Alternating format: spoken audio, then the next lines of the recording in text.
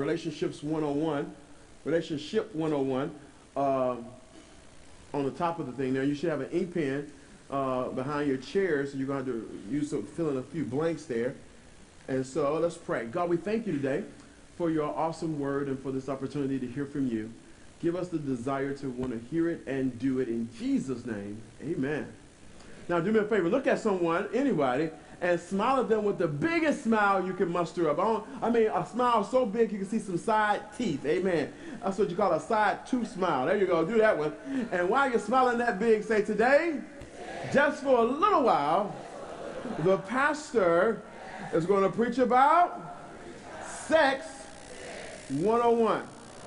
Amen. Sex 101. Wow.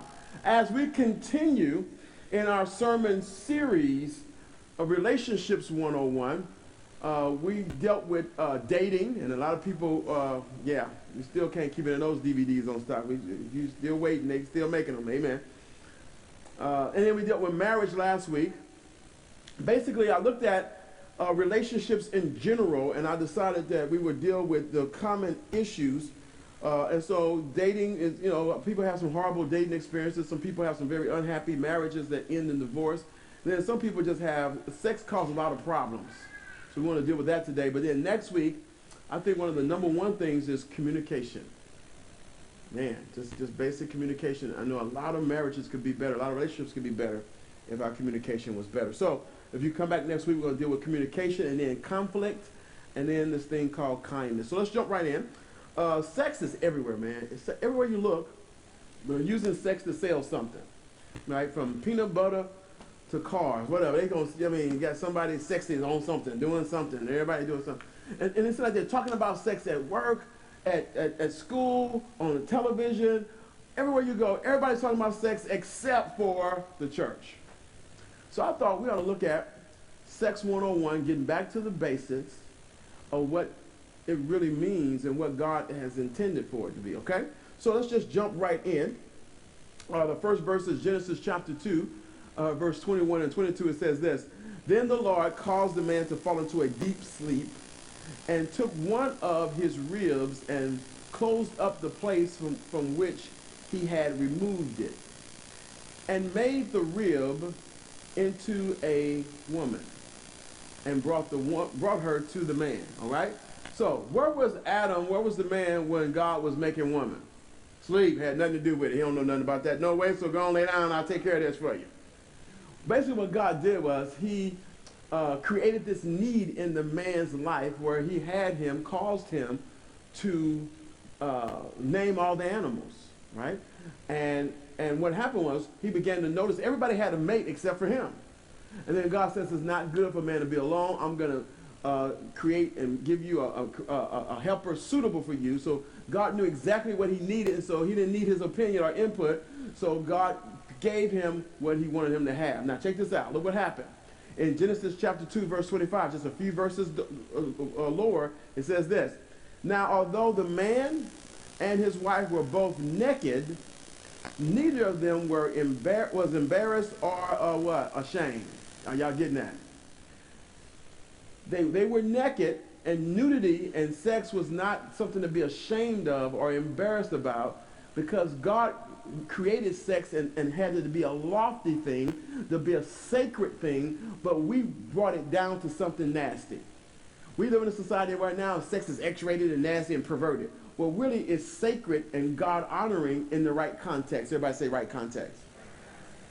So it's amazing to how many married people never even get undressed in front of each other. Oh, I gotta go. No, you guys are grown, you're married. But we got this stigma about sex that is bad. It's no. And a lot of young ladies, little girls, grew up hearing their parents and guardians saying, no sex, no sex, no sex, no sex, no sex, no sex. Then they get grown and they get married and they still no. I was like, what's going on? So it shouldn't be no. It should be not yet, go. Is it making some sense? So they have this, the sex was honorable. I get this picture in my head of Eve reaching up to grab the fruit. I don't know if it's the apple, whatever it was, we don't matter. But she reaching up to grab something high and then pulled it down. And I use that metaphor to kind of think about how sex is being treated in our society.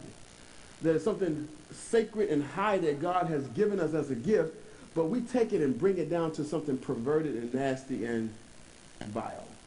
So look how God responds to that. Check this out. Romans chapter 1, verse 24 and 25 says this. So God let them go ahead into every sort of sex sin and do whatever they wanted to, yes, vile and sinful things with each other's bodies. Instead of believing what they knew was true about God, they deliberately chose to believe lies. So they prayed to the things that God made and wouldn't obey the blessed God who made these things. Oh, y'all see what happened? Sex was honorable, sex was sacred, sex was a gift from God, and then we dragged it down and made it perverted. You know, I said, I'm going to give you the right to choose my way or your way. Now, here's the deal. When we choose our way, it usually ends in pain and suffering and broken hearts and dysfunction. When we choose God's way, it ends in blessedness and happiness, and it's a joy and it's maximum enjoyment. See, one of the reasons why God restricted sex to marriage is because he understands something that we don't understand. He gets the fact that your soul and your body are not two separate entities. They're one. They're combined. They're connected. And so what happens in your body impacts your soul, your emotions. Right? And when you become tangled up with someone sexually, you become emotionally connected to them. And then when that relationship is over, there's a ripping, a tearing. I did this illustration last year where I took a piece of yellow construction paper and blue construction paper and glued them together with some Elmer's glue. I let that thing dry and I tried to pull them apart. And no matter how careful I did that, I had some yellow and blue on this one, some yellow and blue on that one. So now I got this construction paper that's kind of torn up, but it got yellow and blue all over it. Then I put some orange on top of that. Tried to pull that off. Now I got yellow, blue, and orange. Purple. Yellow, blue, orange, and purple. Green. And before you know it, I had 9 or 10 different colors on the sheet. And that's how it is when you go from sex partner to sex partner. You keep tearing yourself and leaving bits of your pieces. And when you come to a relationship, you got all this stuff, all this junk, all this luggage, all these memories, all these comparisons, all this stuff, and it's causing problems in your current relationship because you shouldn't have had all of them in the first place. When you get married, your spouse should be the best lover you've ever had because it should be the only lover you ever had. Because we got so much baggage, it makes it difficult to be satisfied because now you're mentally comparing. And God knows you can't handle that. That's why cars get scratched up, sugar and gas tanks, clothes get burnt up, windows get broke out of stuff. Because people why do you think you do? You're not just crazy.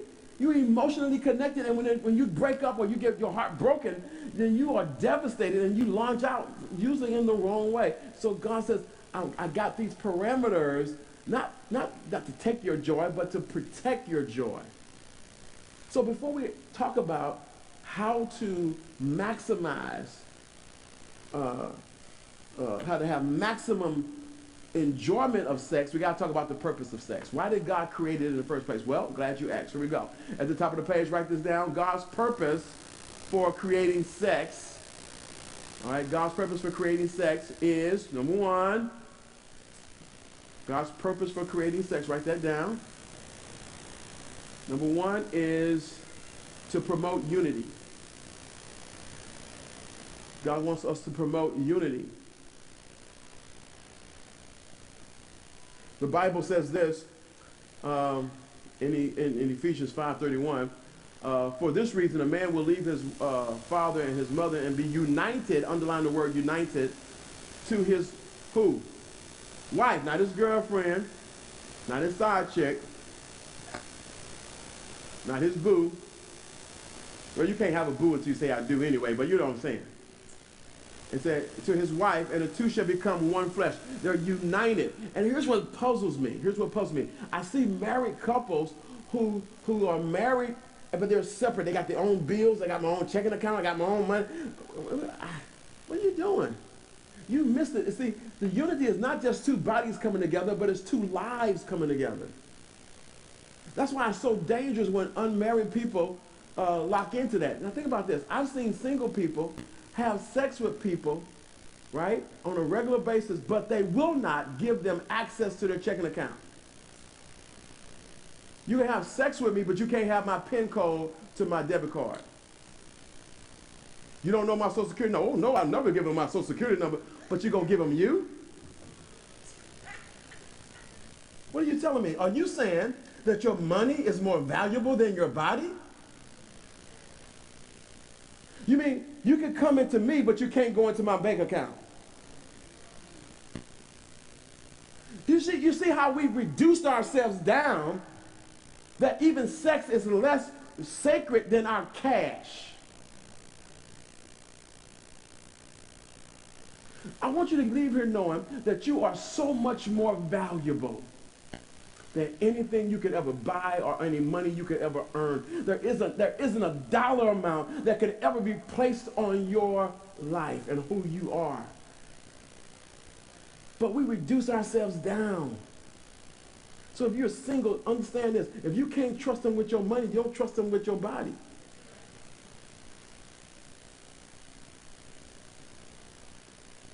I'm just having some fun. See, that's the lie that you believe. You got people believing the lie that oral sex ain't sex. Dude, it got the word sex in the title. How you going to say that? It's still sex. We got people believing that pornography don't hurt nobody. It's just me and the TV or the magazine. No. First of all, pornography is a $20 billion industry now. And studies have shown and proven that prolonged exposure literally reshapes your brain. It reconfigures the makeup of your brain. And in so many cases, men are not even able to become aroused or perform with a real person because they live so much time in this fantasy world of porn. But yet, it ain't hurt nobody. That's the lie that you believe. And where is the unity? See, when you come together with another person, it's a sharing of life. And there's no way you can have a happy marriage and you live in separately. You pay your 3 bills, I'm going to pay my 3 bills. That ain't how it works. You know, grandma would say stuff like, don't let the left hand know what the right hand do, and always keep your little something to the side. She was wrong. And I love grandma. But that ain't right. If you can't trust them with your money, why you going to trust them with your body, your life, and your everything? And then we wonder why we're not happy, why marriages are not working, because we went into it just having sex and not having unity. Okay, y'all gonna get quiet too. Okay. I get it. The second purpose for creating sex, God created sex. God's purpose for creating sex was to to provide pleasure. Yeah, man. See, not only is sex God's idea, but it's a good idea. It's a great idea. Way to go, God. Amen. Are y'all getting that, right? See, what happens is it's supposed to be pleasurable, right? And I think sometimes married couples miss it. You have some married couples who should be having the time of their life under God's blessing are miserable. Like, what's up with that? Look what the Bible says. We talked about this last week. Proverbs 5:19 says, a loving doe, a graceful deer, let her breast satisfy you. How often? Always. And may you be what? Captivated by her love. Right? And when you're married, you got this freedom to enjoy each other. But I think there's some issues here, guys. There's some issues here. I think that sometimes, especially husbands, don't always get the difference between themselves and their wives. Right? That men and women sexually are just different. Right? When it comes to arousal, men are really like microwaves. Instant, ready, let's go. Hey, hey, you move. Oh. Your leg touched my leg. I thought you was trying to tell me something. Is that what happened? No. Okay. I thought you. A man could work 12-hour shift digging ditches with a spoon. On his way home, get hit by a semi-truck, broke a leg and an arm, and still ready. Hey, you what? Huh? Before the medicine kick in, you want to, you all right? You good? Okay, all right. Well, men are like microwaves. Women, on the other hand, are like crock pots. Now, some of y'all too young to know what a crock pot is. It's like a slow cooker. A slow cooker got like 4 dials on it. 4 hours, 6 hours, 8 hours. 12. The fastest you're going to cook in a crock pot is 4 hours. A crock pot or slow cooker is that thing you put your meat and vegetables in the morning, and you go home, you go off to work, come back, and it's ready. Now, I know y'all said that's like a long time, but who in here know that crock pot food tastes so much better than microwave food? Who in here knows what I'm talking about? Whoever tried to get some meat out of the crock pot and then just meat falling off the bone, Lord, just.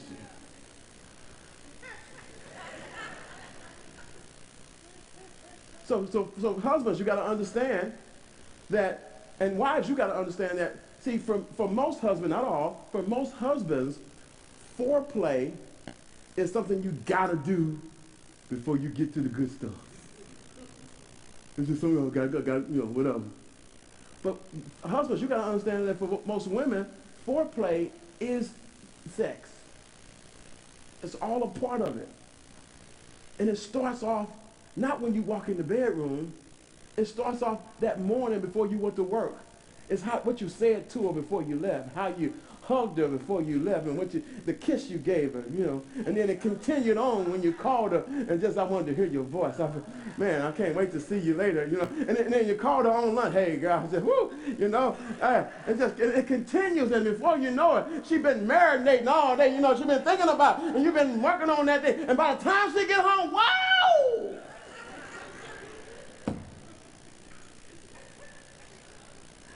Right? So when we understand that, then that connection is better, because here's what happens with a lot of husbands, not all husbands, but with most husbands, is that they don't say anything, and they totally ignore the wife all day, and then later on that night, babe, you love babe, huh? You ain't talked to me all day. What you want to talk about, dude? Wrong answer, right?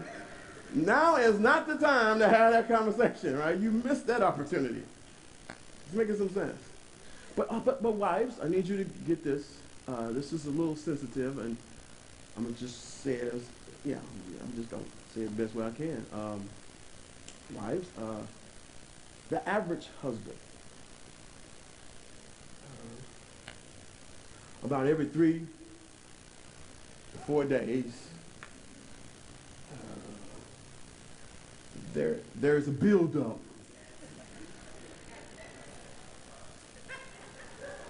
Right? And there's a need for release. And after that has built up for so long, the release comes really quick.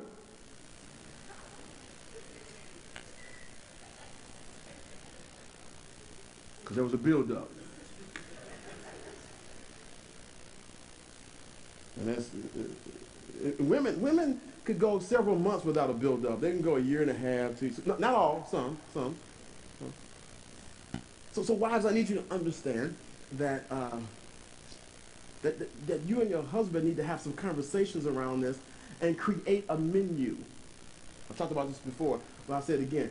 A menu where you have some snacks. You have lunch, and then there's dinner. A snack is really there for the husband who has the build-up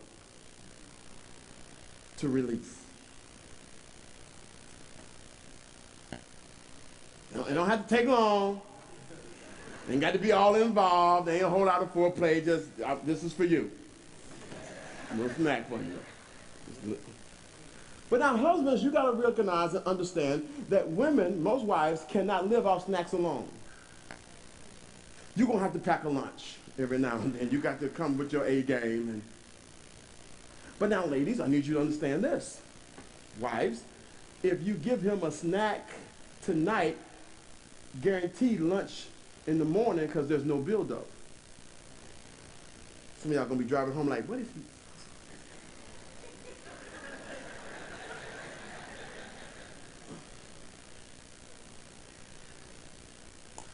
The dinner is when you go off to some romantic place and you set the atmosphere and it's a vacate, no kids, no responsibilities, and just focus. Almost like a honeymoon in the middle of the marriage. And you gotta have those to keep things where they need to be. Whew. Okay. Are you good? Okay. All right. Okay, so the unity part, y'all got that? That coming together, the pleasure and the unity part, and it should be very enjoyable. I can't stress enough how important it is that when you come together in marriage like that, that God blesses your activity and he enhances it. And some people think that sex is so nasty and so bad that God got to turn his head, oh, there they go again. No, he don't turn away. He blesses it because it's sacred to him. It's like worship. It's like you're doing what you're supposed to do. You're doing what you were created to do. It's not nasty, vile in the marriage context. It's wonderful and blessed and honorable and sacred. Does it make sense? Then the third purpose, God's purpose for creating sex to produce children. To produce children, yeah. There ought to be some offsprings. Amen. And now I tread lightly here because this is a legitimate purpose of God. I know some people, some couples who are struggling to have children. It doesn't mean you're broken, or don't mean that you're not right, or that God don't like you, or whatever. But I think God knows what he's doing, you know. Because there's a lot of children in this world who don't have any adults to love them. And there are some adults who want to love a child that don't have a child to love. And I think that's God's way of doing something special there. So don't feel bad about that. But yeah, it's for procreation. It's for us to produce children. So the purpose, unity, right? The purpose is pleasure, right? And the purpose is children. Unfortunately, some marriages, all you have to show for your marriage is children, no unity and no pleasure. And that's not the way God intended. So let's just take a sneak preview. For those who are single, pay close attention, right? Because when you get married, this is what you need to be, you know, okay? And those of you who are married, hey, let's put this into practice. Let's just do this, okay? So 3 keys to maximum enjoyment. Write this down. 3 keys to maximum enjoyment of sex. 3 things you can do. Three keys here. The first key, write this down. The right attitude. You got to have the right attitude. Your mindset has to be correct. You're already married, but you cannot be selfish and self-centered and inconsiderate of your spouse. Your attitude has to be not trying to just get mine, but I'm here to make sure that my spouse is satisfied. Does it make some sense? To the point where if something I'm requesting makes my spouse feel devalued or uncomfortable, I take that request off the table. And I don't pout, I don't get mad. Well, girl, see, that's the problem. You shouldn't have had nobody else doing that. Then you wouldn't know what you was missing.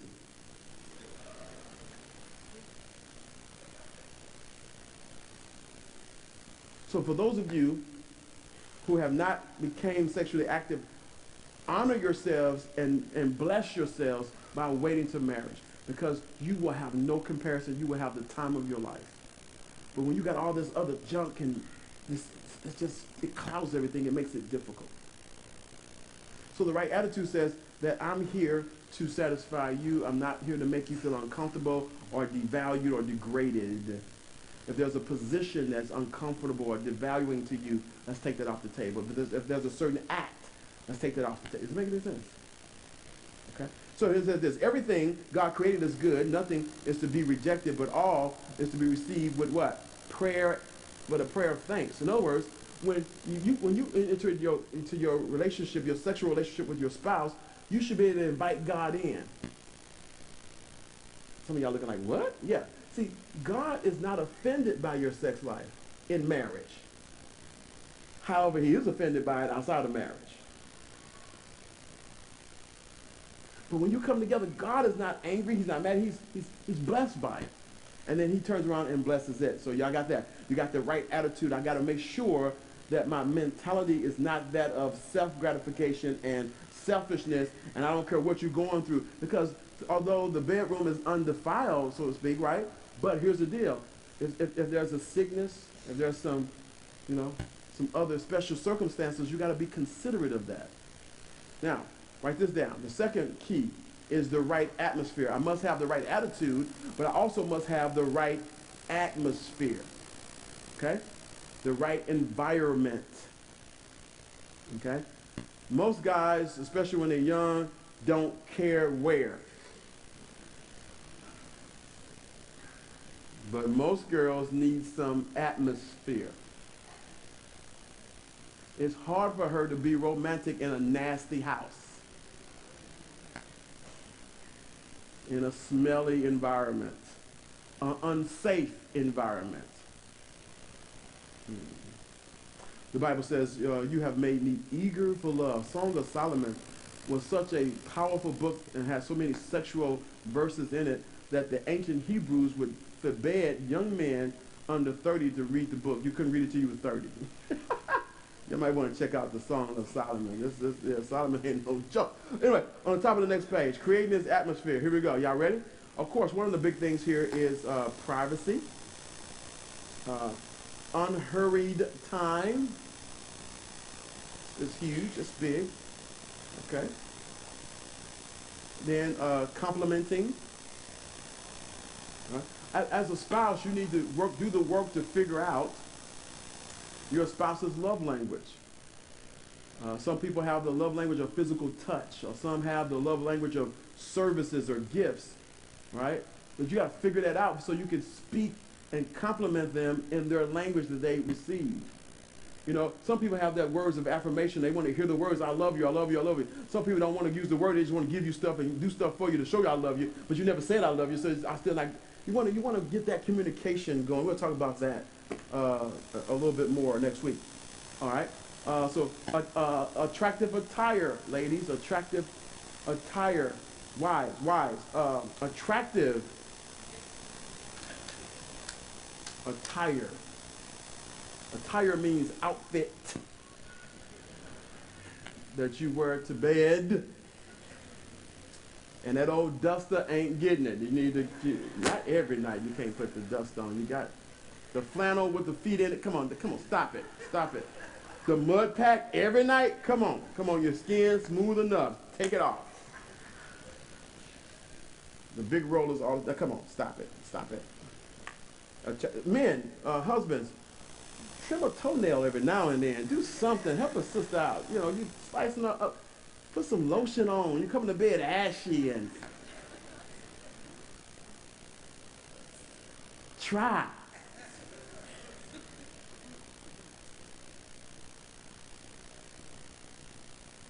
It's like, really? Here's one. Affectionate touching. It's huge, especially for men. Men, I need you to be able to, husbands, we need to be able to have some affectionate touches without having to go all the way. Being able to touch her without it leading to sex. Be able to hold her hand, caress, massage, pat here and there. But it ain't got to go nowhere. Is it making some sense? I know you're ready. You're always ready. So stop. Calm down. Just have some affectionate touching. Now, ladies, it's hard to have affectionate touching when there's a buildup.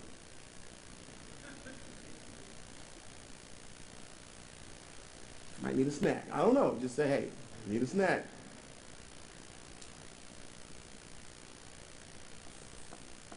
Special places, fragrances.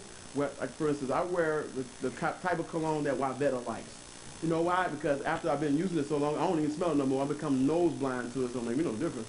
All right. So, but she likes it, so I wear her cologne. I like the one that she wants me to wear. Right. And I, sometimes before I go to bed, I get out the shower or whatever, and I put.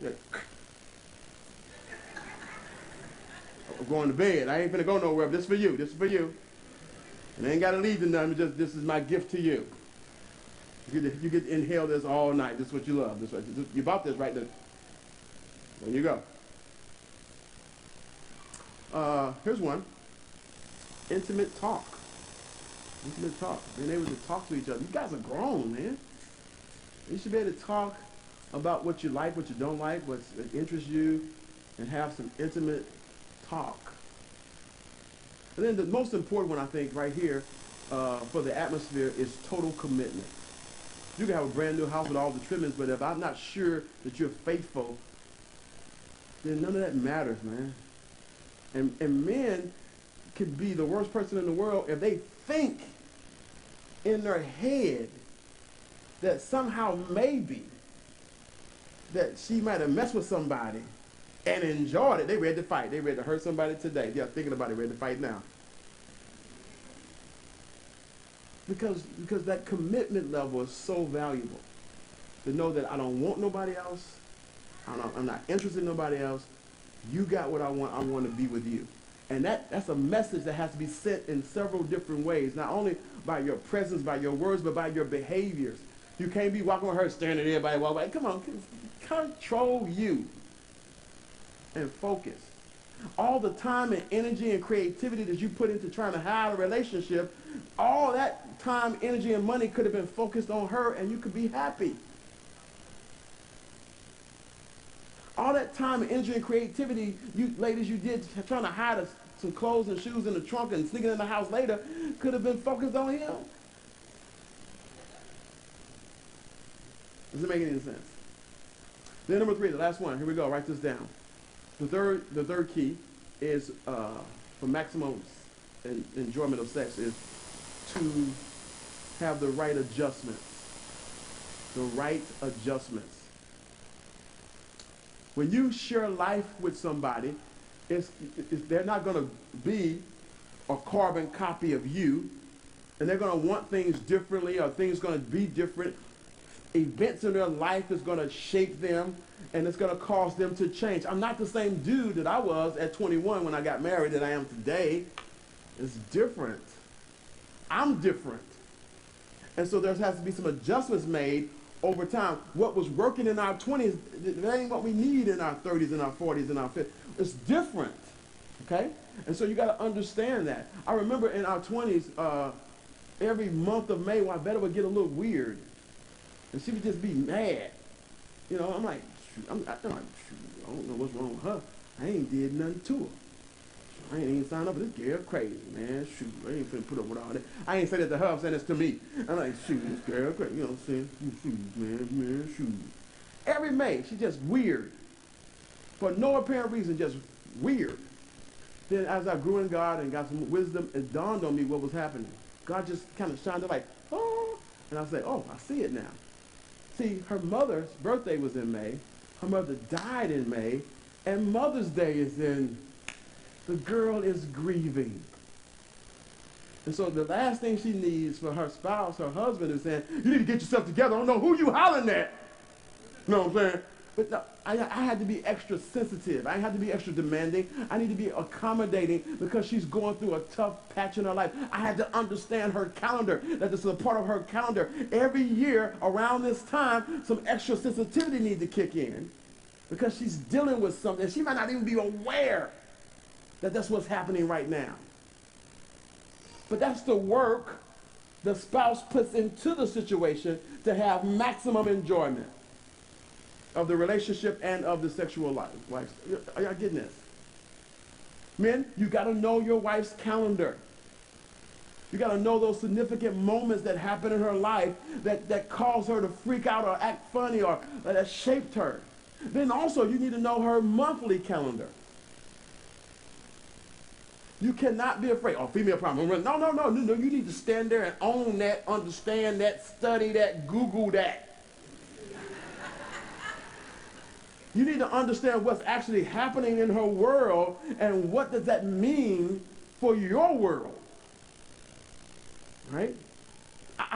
You'll learn that there's certain times of the month that is not good for her to make major decisions or to consider new ideals.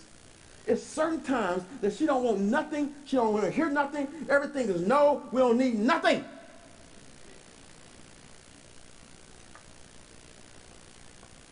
So you need to understand that and not try to bring up major, because if you just waited a week or two, you got a much more agreeable person with you. You got to understand that.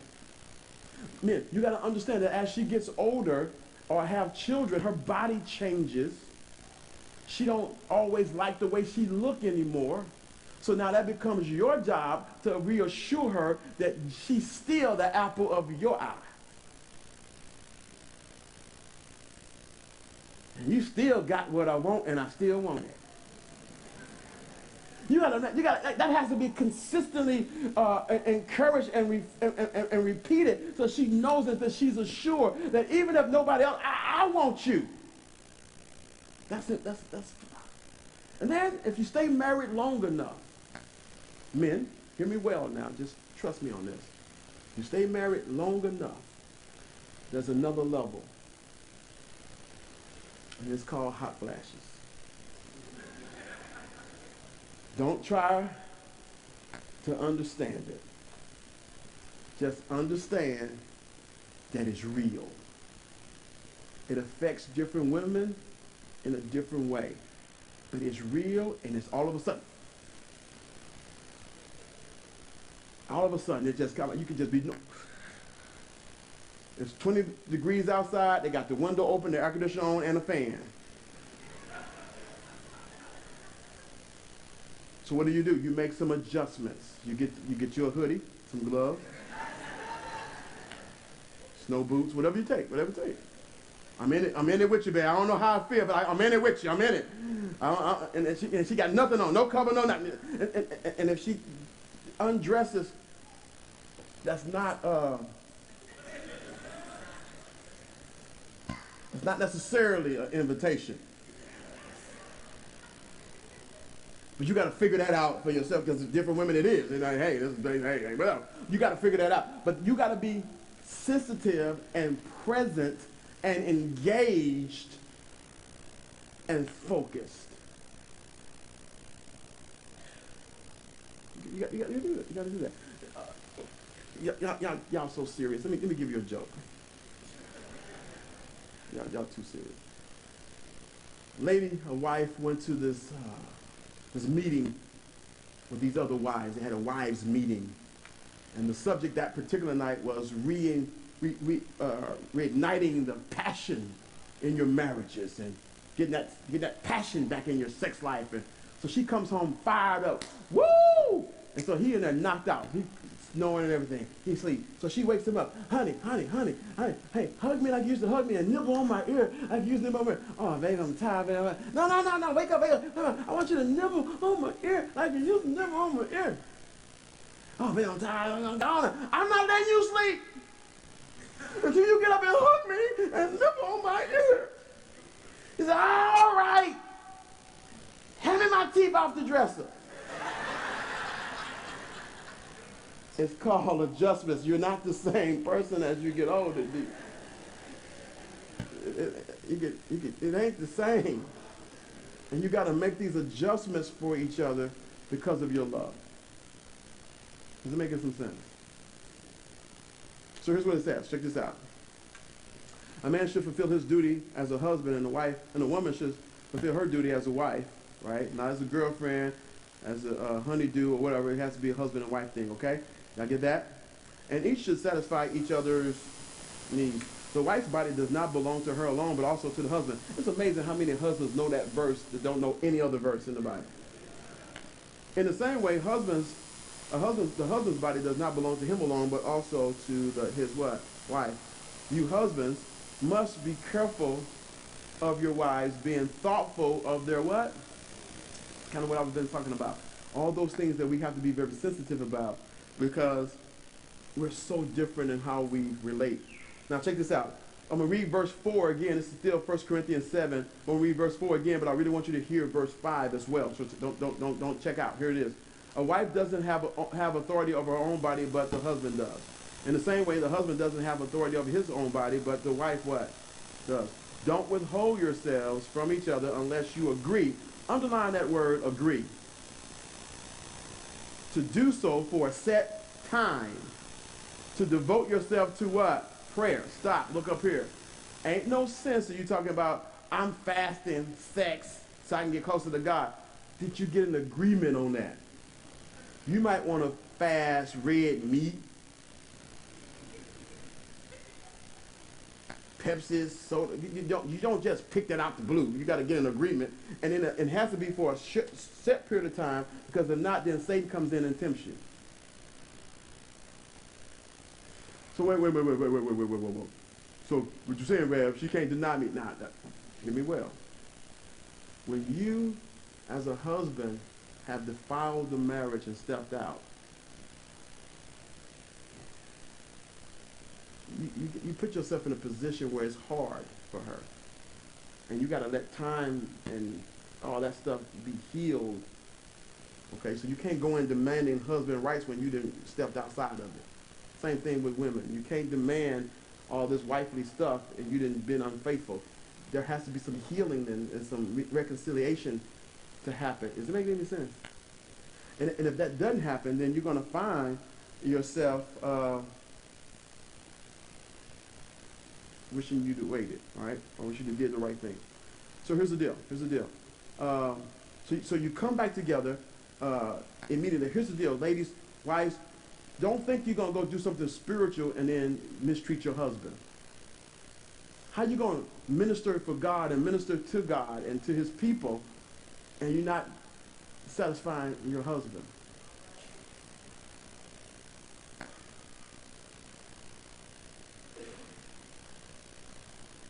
Husbands, how you going to go try to save the world and then mistreat and ignore your wife? And then got the nerve to demand. Making some sense.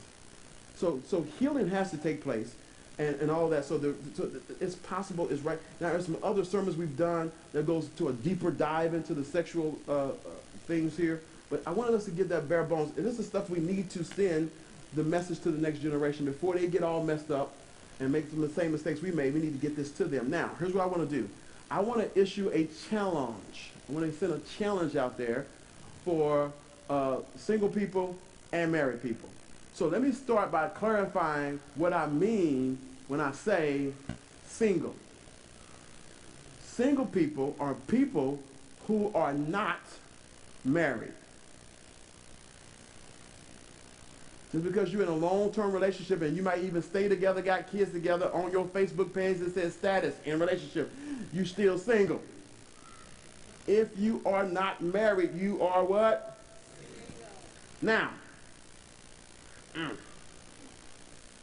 my challenge to the single people is that you will honor God with your sex life and abstain from all sexual activity, even with yourself, until married.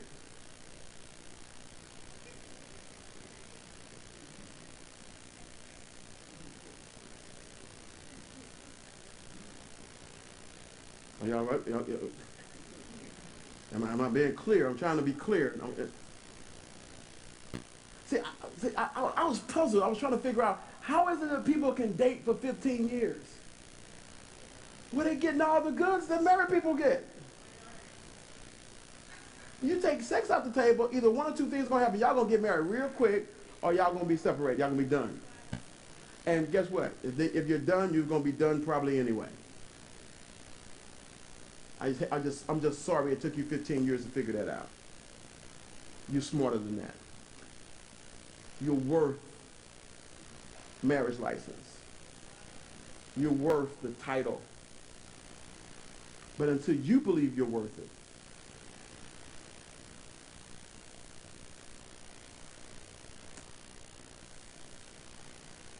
boy, y'all quiet. To the married people, I'm going to challenge you to have as much sex as humanly possible. No, for real. I'm not laughing. I'm joking. You need to come together as often as you can because there's so much power in that unity. A lot of little arguments that you're having, a lot of little stuff that's getting on you wouldn't even be an issue. A lot of it is just frustration and build up. But if you can come together, and some of it might be snacks, lunches, or dinner. It don't matter. You got to come together often. How often? And all the men said, amen.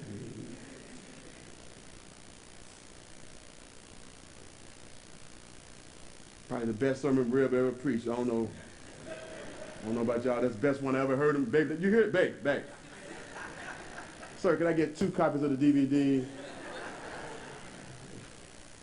Play one in every room just so you remember. The last fill-in is this. Write this down, guys. Write this down.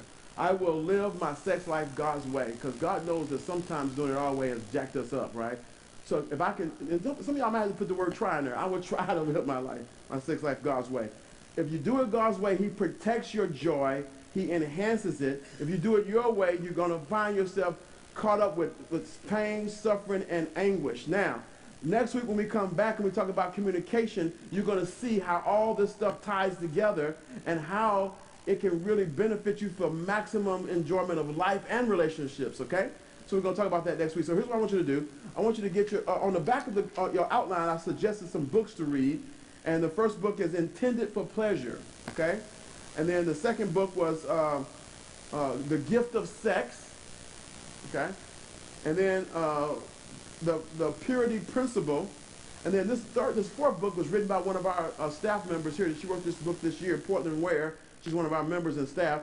The Price of Purity, okay? And hers comes with some videos where she does some teaching, and you can feel it. This is really good. It's a really good book, and it's for all ages, okay? And so I have these books at the bookstore out in the atrium there, and I told them if they start to sell out, right, that the whole one of the books, so that people on the third service will be able to at least see the book, and then prepay and have their ones ordered. So those books are there if you want to get that and make that a part of your library, go into a little deeper dive about this whole thing and really understand that. So here's what we're going to do. Get your connection card out, the one that you filled out earlier with Elder Chambers. I want us to talk about that a little bit, and especially first-time guests. Don't forget we're going to send you a gift in the mail, but maybe you're going to sign up for a group. This is the last week to sign up for a group. After this, you're going to have to wait till next semester because we want you, because the groups are starting to really gel. So you want to get in right now if you could. Read our memory verse at least twice a day. Then check that box right there. I hope everybody can check that box. Young, old, everybody. Single, married. I will honor God with my sex life. If that means being abstinent because I'm single, great. If that means being more active because I'm married, great. Okay? Maybe your next step today is to join church or accept Christ for the first time. Maybe your next step is, you know what, I've joined church, I've accepted Christ, God has changed my life. Let me testify. Let me record my testimony about how God is blessing my life. And then I have a special request down there for a sermon coming up in the future. I would love it if someone would step up and say, you know, I want to share my tithing testimony. Maybe you were not tithing and then you started, and let us know how that worked out for you, what happened, okay? All right, and then there's some prayer request opportunities there.